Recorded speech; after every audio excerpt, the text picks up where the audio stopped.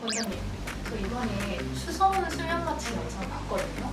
그거 너무 웃기더라고요. 혹시 보셨어요? 네, 봤어요. 보면서 약 들어가기 전에 저 어떻게 해야 되나 막 이런 생각을 했어요, 저는 실은. 왜냐하면은 추성훈 씨처럼 이렇게 체격 좋고 근육질에, 그리고 제가 듣기로는 술 되게 세다고 들었거든요. 그런 사람들 약 진짜 안 들어요. 그래서 남들이 배로 들어가야 되는데, 그래서 제가 더 긴장이 되더라고요. 저 사람 어떻게 하나. 또 뭐 이게 좀 재밌게 연출이 잘 됐더라고요, 보니까.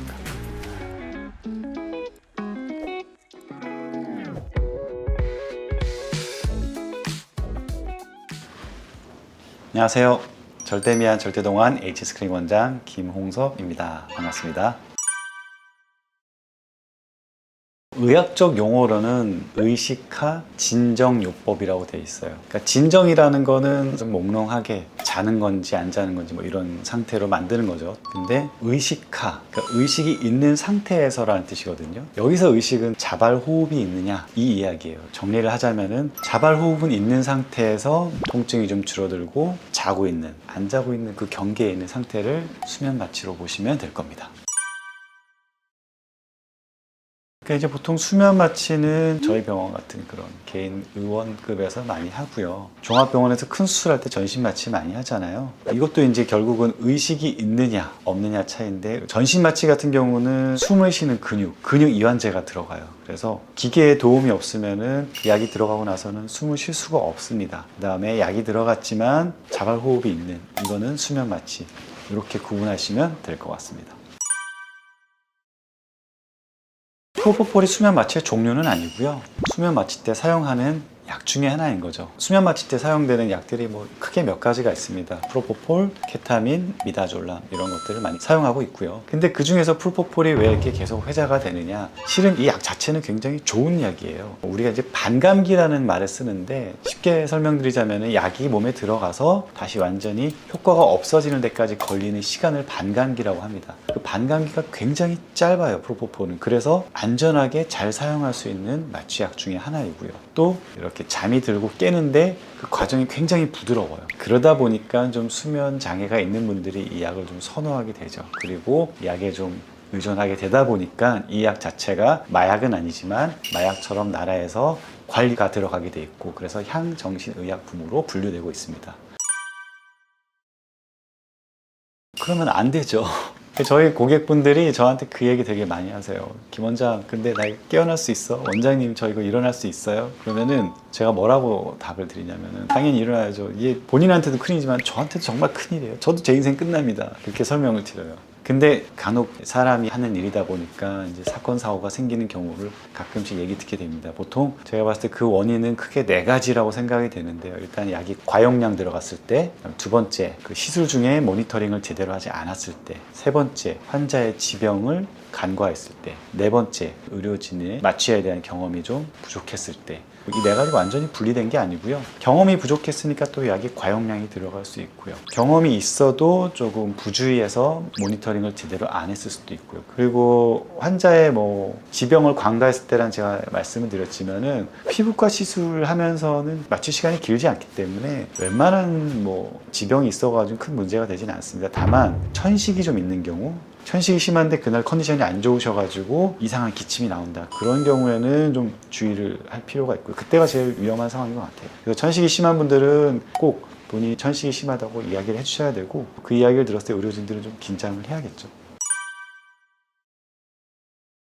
경험상 그런 경우는 거의 없고요. 많이 움직여서 힘든 경우 가끔 있긴 해요. 저희 표현에 의하면 좀 괴물 같으신 분들이 있어요. 추성훈 씨 같은 경우가 딱 그런 케이스예요. 몸 좋고 근육 많고 술 세고 뭐 이런 분들은 좀 긴장되긴 하죠. 그런 분들을 1년에 뭐 한두 분 제외하고는 대부분 괜찮습니다. 다만 그런 게 걱정되신다면은 최소한 그래도 한 일주일 정도는 시술 전에 금주를 하고 오시면은 감사하겠습니다.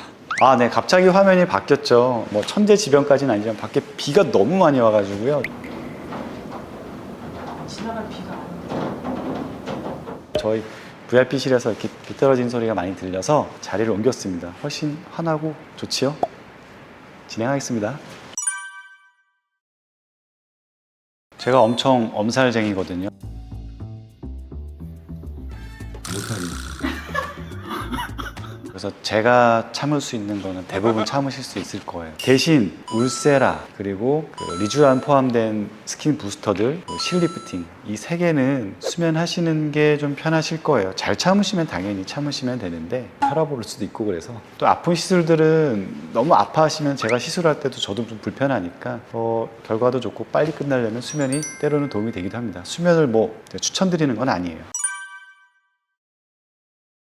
우리 목에는 후두와 인두가 있습니다. 인두는 이제 음식이 지나다니는 길이고 후두는 숨을 쉬기위해서 공기가 지나다니는 통로인데요. 원래는 올라왔을 때 우리가 이렇게 삼켜줘야 되는데 의식이 없을 때 넘어오면은 그게 바로 기도 쪽으로 가는 경우가 있고 그런 경우 심하게 되면은 이제 기도가 막히거나 아니면 음식물이 폐 쪽으로 넘어가서 흡인성 폐렴을 유발할 수가 있습니다. 되게 흔치 않은 얘기 하지만은 생기면은 되게 큰 일이 되기 때문에 원칙적으로 금식 시간을 타이트하게 설명을 드려요. 저희 같은 이제 피부과나 이런 시술은 짧게 끝나기 때문에 저희가 4시간을 설명을 드립니다. 다만 또 시술에 따라서 너무 짧게 끝나는 경우에는 2시간 금식하라고 제가 따로 말씀드리기도 해요. 그리고 뭐 드시는 약이 있다면 아침에 물 소량이랑 약 드시고 오시는 거는 괜찮고요. 가끔 금식하고 오시라고 했는데 잘못 이해하셔가지고 오후 시술인데 하루 종일 굶고 오시는 분들이 있어요. 그러면은 저혈당 빠져서 연세 드신 분들은 위험할 수 있으니까 병원에서 말씀드린 시간만 지켜서 금식하고 오시면 됩니다. 실은 시술이 어떤 시술이냐 그리고 컨디션이 어느 정도 나쁘냐에 따라 좀 차이가 있을 수는 있어요. 열이 난다든지 이거는 확실히 제거해 봐야 되는 상황이고요. 수면해야 되는데 분비물이 많은 경우 콧물이 많이 나오거나 가래가 많이 나오는 경우도 병원에 꼭 문의를 하셔야 되고요. 몸살 기운이 있을 때는 실은 못할 이유는 없지만 그런 경우에 수면하고 나면은 몸살이 더 심해지는 경우가 있어요. 그래서 그날은 댁에 가셔서 잘 쉬셔야 되고 아무래도 심해질 것 같다. 이 수면이 이걸 더 심하게 만들 것 같다는 느낌이 오면은 그때는 홀드 하셔도 됩니다. 일단은 뭐 이렇게 체격이 크면은 약이 많이 들어가야 될 거고요. 그런 거보다는 제가 봤을 땐 술, 이게 되게 관련이 많은 것 같아요. 평소에 술을 많이 먹거나 그러면서 술이 좀 세거나 이런 분들, 특히 남자인데 건장하신 분들 정말 약이 좀 잘 안 들어요. 그리고 또 반대로 이런 분들이 있어요. 저는 마취가 너무 세요. 그래서 어느 병원에서 시술을 했는데 중간에 깼어요. 그거는 대부분 마취약이 충분히 안 들어가서 깬 겁니다. 약이 세신 분들은 잘 안 주무시니까 약이 많이 들어가요. 많이 들어가서 끝나고 나면은 그 많이 들어간 약 때문에 오히려 힘들어 하세요. 계속 졸리고 퍼지고. 그래서 이렇게 생각하시면 될 거예요. 중간에 깨신 분들은 병원에서 약을 조금 줬다. 그리고 끝나고 나서 너무 안 깨는 분들은 본인이 마취약이 약한 게 아니라 너무 세가지고 약이 많이 들어갔다. 이런 경우가 대부분이에요. 그런 걱정이 될 것 같아요. 제가 고객이어도 그런 생각을 할 것 같아요. 근데 뭐 그런 병원이라면 깨 있을 때도 대충 할 것 같고요. 제 개인적으로는 너무 아픈 시술은 저는 수면하는 게 맞다고 보고요. 하지만 또 불필요하게 수면을 하는 거는 권하지도 말아야 되고 또 원하지도 말아야 되고. 그래서 저는 개인적으로 많이 아픈 시술을 저희가 잘 묶어서 하거든요. 그래서 저는 수면할 때 오히려 시술의 완성도가 좀 더 높지 않나, 그리고 더 꼼꼼하게 하지 않나, 저는 개인적으로 그렇습니다. 저는 그래도 오랫동안 수면 시술을 굉장히 많이 했다고 생각되는 의사 중에 한 명이에요. 저는 수면을 권장드리지도 않지만 나쁘게 이야기하지도 않습니다. 결국은 아픈 게 너무 힘들거나 그만큼 아픈 시술을 받는다면 수면하는 게 맞다고 생각하고요. 그래서 수면 마취라는 게 생겼다고 생각을 하고요. 통증에 대해서 너무 걱정하실 필요도 없고요. 그리고 수면 부작용이나 수면에 대해서 너무 두려워하실 필요도 없습니다. 적당한 판단은 제가 내려드릴 거고, 그리고 좋은 결과로 보답을 드리겠습니다. 갑자기 이렇게 되면 병원 자랑하게 되는데 가끔 뭐 그런 질문들도 하세요. 수면하고 원장님이 직접 해주는 거 맞아요? 그러는데 저밖에 없습니다. 안녕. 가끔 자기가 몇 초까지 버틸 수 있나 이거를 막 이야기하는 사람도 있어요. 한 번은 지인한테 연락이 왔는데 이게 말이 되냐고 저한테 물어보는 거예요. 뭐? 그랬더니 자기 아는 사람이 40초를 견뎠다는 거예요. 그래서 40초를 견딜 수 있냐? 나는 아무리 견뎌도 나는 10초를 못 넘어가는데. 그래서 제가 그랬죠. 아마 한 20초에서 30초쯤에 그때 약이 들어갔겠지. 그 사람은 그 전부터 미리 세고 있었을 거고.